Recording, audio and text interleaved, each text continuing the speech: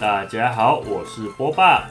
在台湾的湿地上，有着一种非常优雅的鸟类，它们的羽毛在繁殖期会展现出金黄、墨黑与纯白交织的华丽礼服。更不可思议的是，它们有着一双不成比例、又细又长的脚趾，让它们能轻盈地走在腐叶植物上，就像在水上漂浮一样。所以，它们被称为凌波仙子、水蛭。拍摄野生动物时，请记得不逼迫、不喂食、不干扰。想要拍摄自然的奇迹，请务必保持最美的距离。这是一个横跨了2个季节的记录。为了完整拍下它们的故事，我们从春夏之交，它们披上最美繁殖羽的时候开始，一路拍到秋冬，它们换上朴素羽毛的季节。前后后，我们跑了5、6趟。从屏东的海丰湿地一路追到高雄的美浓湖，但不知道为什么，老天爷好像想多考验一下我们的耐性。每一次，真的是每一次，我们扛着机器到现场，天气就开始变差，突然就下雨了，怎么办？要撤吗？不是阴阴的，就是直接下起大雨。我们有好几次是在倾盆大雨中淋得像落汤鸡一样狼狈的收工。突然一阵大雨，但也因为这漫长的蹲点，我们才有幸听到了它们在繁殖期独特的求偶叫声。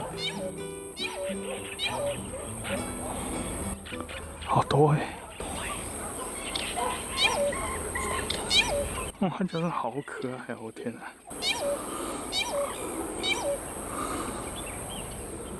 还有幸记录下了水蛭爸爸辛苦孵蛋的身影。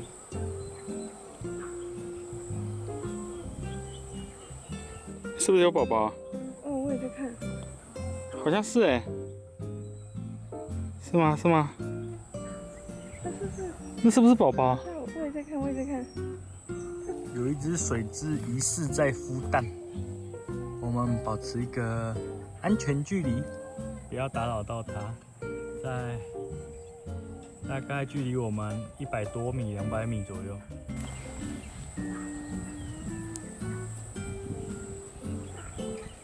对啊，它在孵宝宝。它又趴了，对不对？对。我有录到。它走过来了。它翻面了。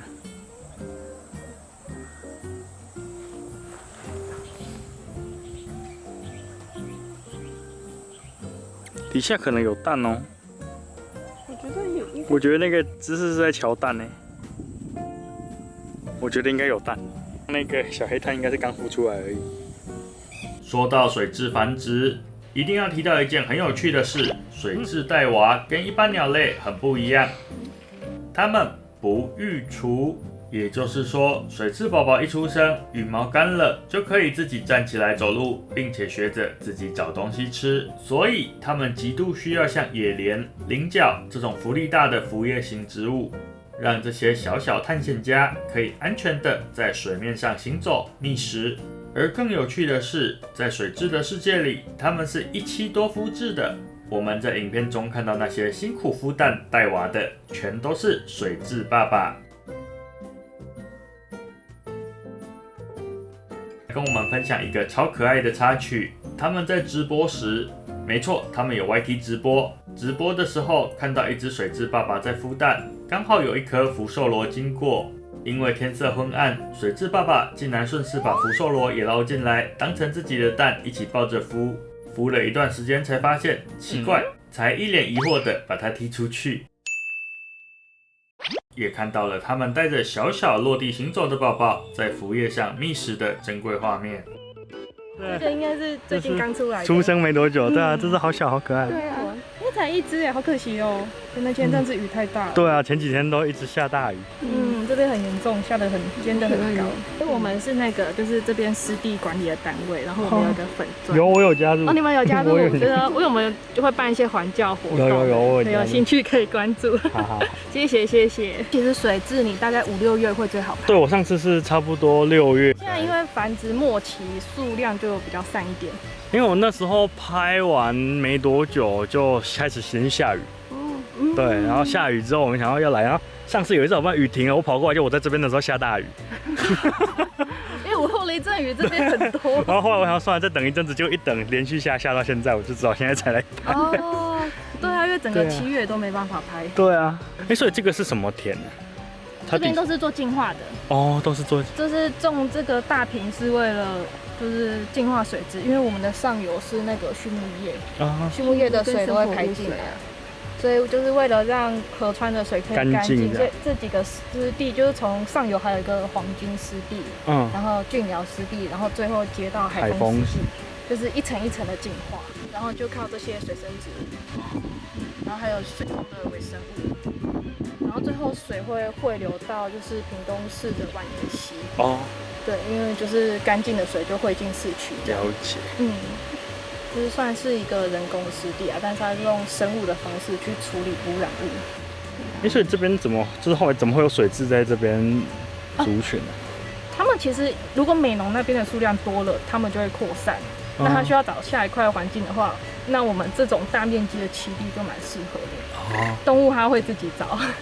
对啊，哇，这边就是说避开它的那个繁殖期啊，我们这边管理会尽量尊重水质。我们割草的时候，就它们的周围都还是会保留，因为避免去打扰到所有鸟类的繁殖期。那很棒。最多的还是要到美浓去，因为美浓那边做得很好。有我知道，美浓水质那个富裕基地那边。对。我们也蛮多会跟他们请教的。有空可以去看，我看他们有办很多很有趣的活动。有，我也有追踪他们。不打扰你们。好，谢谢，拜拜。不行，这只宝宝太可爱了，我要拍它。太可爱的。你有看到吗？有的，你看，我的画面已经拉到最远了，好可爱。我连有没有对焦到它我都不知道。我看不出来。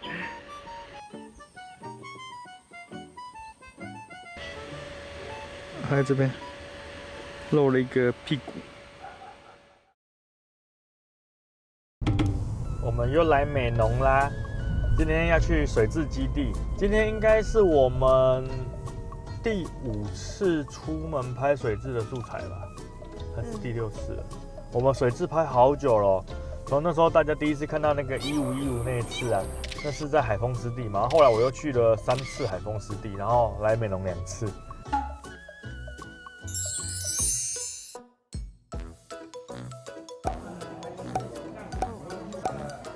刚那间它的炒板条，我觉得超好吃的，应该是我目前吃过数1数2的好吃的，所以我又加点了一盘人参板条。我们刚还有点那个姜丝炒大肠。它那个好呛，但是很香。我觉得他们家炒类的都很好吃啊，水莲啊、姜丝大肠这些都很好吃。这间是我们原本想要去另外一间人家推荐的，但是后来我们去没开，所以无意间发现的，里面超多人。不过店家就是那种很 local， 没有冷气这样子。对，然后一看都当地人在吃的。对，觉得发现宝藏店。我们继续去水质基地吧。原来是这么远。对，在田的最那边。这里。你现在手机可以看到。这里，这个。我拍到了超可爱的红嘴黑背跟很漂亮的红尾伯劳，因为他们的背景是那个植被，然后就很漂亮。哎呦，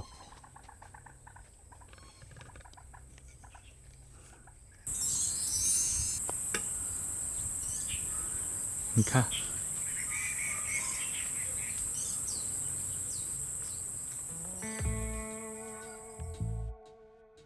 最后一次拍摄，我们在美浓湖水质基地遇到工作站的伙伴，他跟我们分享的故事，才真正让我们明白，我们镜头下这些美丽的身影是多么的得来不易。你知道吗？水蛭曾经一度少到全台湾剩下不到40只，它们是这片土地的留鸟，四季都在，但曾几何时，我们却差点永远失去它们。所幸在台南关田等地的努力富裕之下，现在全台湾的族群才好不容易回升到2700只左右。而美浓湖的故事更是从零开始，民间先行。一开始是2位喜欢观鸟的老师，他们发现一件很奇怪的事情：水质明明是留鸟，为什么美浓湖这里一到繁殖期鸟就不见了？他们仔细观察才发现，原来这里的环境已经不适合它们繁殖了。于是，这2位老师自掏腰包租下一块荒废的田地，亲手开始为水质打造一个可以安心成家的环境。后来，越来越多的亲朋好友被感动，加入了志工的行列，才慢慢有了今天我们看到的这个工作站。但打造栖地只是第一步，更大的挑战是人与鸟的冲突。一开始，附近的农民并不喜欢水质，因为在美浓这里，很多农民种植的是野莲，没错，就是我们吃火锅的那个野莲。看到水蛭老是在叶子上翻翻找找，就以为他们在吃作物的嫩芽，把水蛭当作了害鸟。志工们为了化解这场误会，做了一件很棒的事，他们带着望远镜，邀请农民们自己亲眼来看。结果农民们一看，全都惊讶了。水蛭根本不是在吃野莲，他们是在翻叶子，找出躲在下面的水明蛾幼虫来吃。他们不只是无害的，他们根本是在帮农作物抓害虫的益鸟啊！从以为是害鸟到发现是益鸟，这场误会虽然解开了，但第2个冲突又来了。野莲为了保持口感鲜嫩，采收期非常的早，刚好就跟水蛭的繁殖期强碰在了一起。所以这几年政府开始推动生态给付的方式，简单来说就是如果农民愿意调整耕作方式，比如延后采收、保留浮叶，让水蛭能顺利繁殖，那政府就提供奖励金，这让保护生态不再只是牺牲，而是可以与生活共存的一种双赢的选择。这是个我觉得很棒的方式。从全台湾一度剩下不到40只，到今天努力富裕回来的2700只，从2位老师单纯的热爱与自掏腰包，到现在凝聚了众人力量的美浓湖工作站，从被农民们误解准备驱赶的害鸟，到现在被证明是帮忙吃害虫一起守护的益鸟。水蛭的故事是台湾生态富裕最美的篇章之一，它深刻地让我们看见理解的力量有多么巨大。这趟横跨2个季节的拍摄，对我来说也不再只是单纯的记录。我们在倾盆大雨中学会了等待，我们从在地志工的分享中看见了热情与坚持，更从农民的态度转变中证明了观察与沟通永远是化解冲突、走向共生最好的桥梁。这不就是我们博士 Covery 一直追寻的吗？我们以为我们只是在拍鸟，其实我们是在记录人与野生动物的故事。下一次，当你在吃着爽脆的野莲时，你吃下的可能不只是一道菜，更是一份人与自然和解后共同努力的成果。而这份希望就藏在我们生活周遭的每一个角落。只要我们愿意像那2位老师一样，多一点好奇，多一点关心，停下来仔细看一看，我们都有机会成为那位递出望远镜的人，为这片土地带来更多温柔的改变。谢谢大家的收看，我是波爸，让我们一起继续在自然里找寻下一个值得被看见的故事。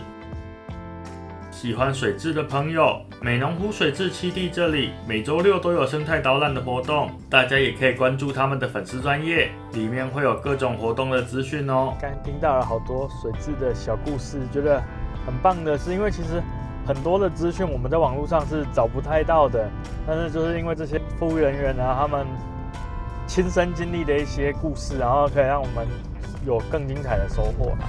今天收获满满，开心。对啊，谢谢大家的收看，我是波爸，我们下部影片再见咯。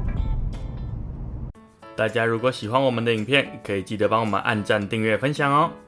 喜欢波波以及对各式各样的猛禽有兴趣的朋友，更要记得追踪我们的 IG 以及粉丝专页，上面会有我们最日常的样子，欢迎常来找我们聊天，都会有我跟波妞亲自回复哦。大家下次见啦！